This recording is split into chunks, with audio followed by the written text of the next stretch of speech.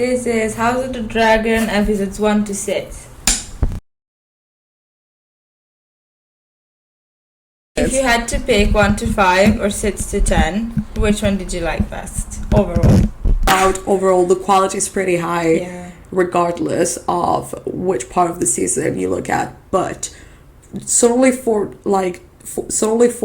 plot reasons, like we get to see this focus targeted on the family drama. I like the last 5 I was like on the edge of my seat, and I was looking forward to the new episode like each week. Yeah. So definitely the new 5 episodes are Yeah, I agree. What about you? What's your favorite?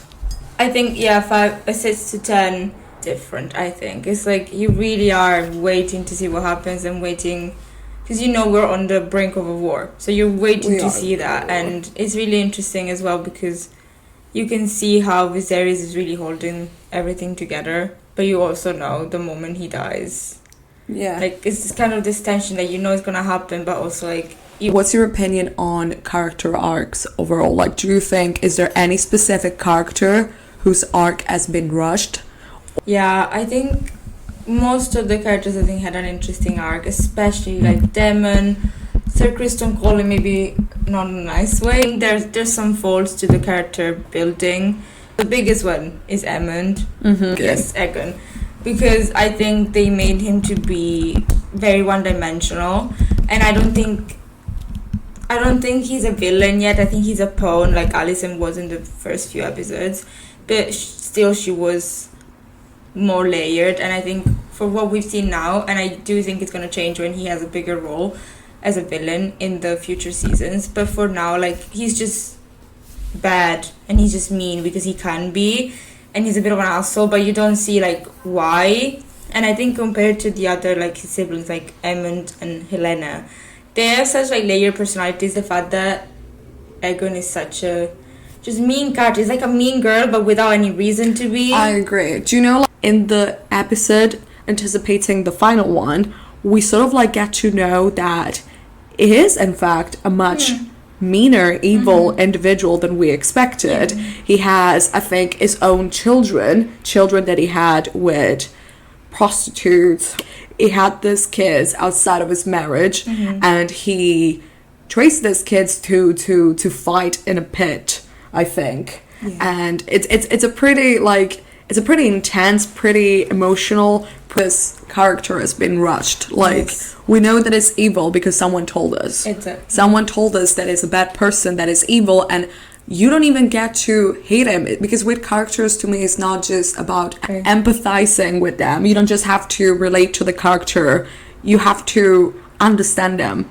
Even if you hate them, you have to understand why you hate them. And what you were saying about things being rushed brings me to my second problem with the characters, is that I think some of the, obviously episodes 6 to 10 had big deaths, a lot. I think one every episode almost. Yeah. But I think we didn't have the time to get attached to the characters, and maybe it's because of the time jumps, and maybe it's just because some characters are less important to the story and they're given less screen time. But objectively, in theory, I care a lot about Harwin Strong because he's the father of Rhaenyra's children. But subjectively, when I see him die, I didn't even realize he died for a second. But when I see him, when he dies within the same episode when he's introduced, I'm like, oh, she's dead. Anyways, it doesn't hit you as much as it could have, I think. And it kills involvement from the audience, because I don't get to understand why I need to know if someone dies on screen or not. Exactly. Why should I care? Why do I care about them? Yeah. But let's talk about something positive. I think it seems that Rhaenyra had a miscarriage. Yeah, she did. And I want your opinion on how they sort of dealt with the scene. I thought it was amazing because it was really interesting in comparison to Emma, her mother in episode 1, and the way both of them have struggled to childbirth. I think episode 10 does so many parallels, but it's really interesting to see that parallel, because in episode 1 she was like, oh, I want to go to war, and her mother was like, as a woman your battle is childbirth, and Rhaenyra's battle is going to be both. But it's really interesting to see that and that kind of connection. But also I thought, from a directing point of view, the fact that it's intercut with shots of Syrax, her dragon, which I didn't really notice at first, and I was thinking about it the other day. It's really interesting because as a dragon rider, her dragon is going to be with her throughout every battle, and it's really interesting how they do that in order to not compare, but on the same level, like a battle on the field to childbirth, which I also like that she keeps refusing help. Because I think that was incredible because you see, like, her mother, she didn't have a say in the birth of her child. Yeah. And it wasn't it wasn't her choice. Someone chose for her. Yeah. And with Rhaenyra, you have her taking ownership and control over the entire process. Yeah. You could truly, genuinely feel all the emotions. Like, it was very engaging. No matter how sensitive the subject matter was, it was very engaging. From a sort of like at an emotional level, like I could tell what she was going through, the character. But you mentioned something when we watched the episode, and it's that there should have been a warning. Because of the subject matter. They really do show the features, like I think in 3 shots, and I think someone who may have been through this or know people who have been through this and may be triggered by this, I think there should have been a trigger warning.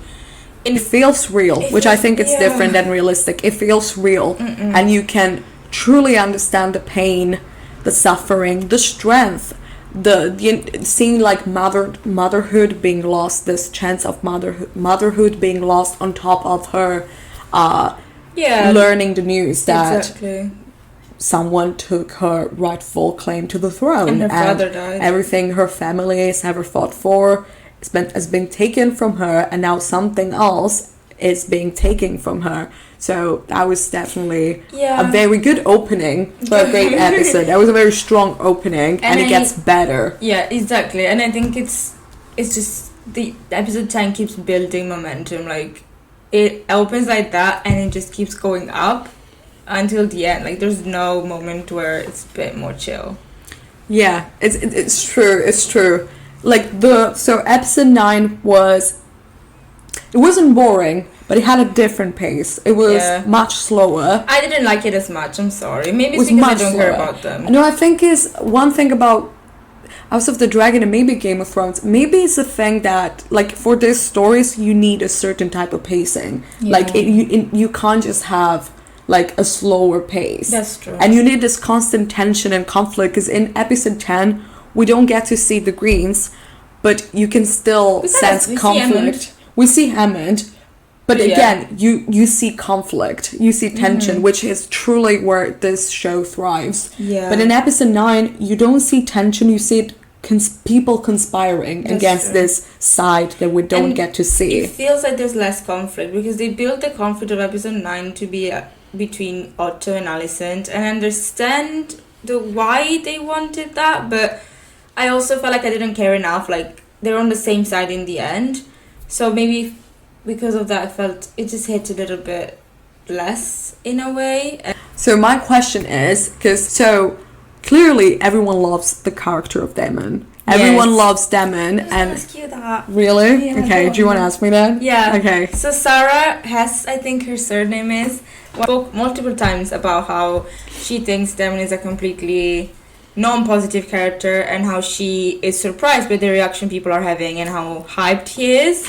And so, what do you think about Daemon as a character is the first question. Second question is, why do you think people like Daemon so much? And third question is, should Sarah really be saying that one character, should not be liked? Should we listen to Sarah? And I think there are different ways you can answer this question. I think the audience is not stupid, and you should have faith in your audience, and you should respect your audience enough to know that none of us, at least not the majority of us, thinks that what Daemon did is morally justifiable. None of us thinks of him as a moral character, someone has Daemon. No blame, or any other character for that matter. because you have this narrative pact between the writers and the audience, we know this is House of the Dragon, we know what this world entails. This is a medieval fantasy. People are going to die. There is no law. There's no justice. Everything is sort of like arbitrary, and there's a lot of violence. And it's a fantasy. So we're not condoning his behavior. We're just sort of like showing appreciation for how well a character is written, which is different. I think we appreciate that it's well written. His dialogues are interesting. His lines are usually interesting. They're funny. It's unpredictable. And it's like, at the end of the day, I know it's great character development. Exactly, but a show is not a reflection of reality. It's a matter of like what is accepted in the world of House of the Dragon. Yeah, exactly. Because like when we see incest if it was in a show set today, I'd be like, what the fuck? If I see it in House of the Dragon, because in their society, especially the Targaryen family, is accepted, it doesn't really bother me. And if I see them and like doing war crimes, as long as like, they don't cross the line that is set within the world of House of the Dragon, I can't excuse it, but I can still appreciate the character. Fully aware that what you're watching wouldn't and shouldn't work in real life. Yeah. And I also think, as a showrunner / producer, writer, whatever, I don't think you should tell your audience how to feel about a character, because especially in Game of Thrones, all of them I can argue against, and almost all of them I can argue for. As a showrunner, I think it's fine to have your preferences, but I don't think you should say, oh, you should absolutely not like this character. Your point as a writer, as an actor, possibly a producer and director, is to make the characters likable. Otherwise, we wouldn't be here. I agree. I think it's a very interesting point. It's also, as a writer, I think it must be quite unsatisfying or boring to get to tell your audience how to feel. The beauty of it is to sort of like create a world, create characters, narrate stories, and have people have their own like take on it. And even for actors, like, the thing everybody's always told me about acting is you have to root for your character, even if it's evil. If you don't, who's going to?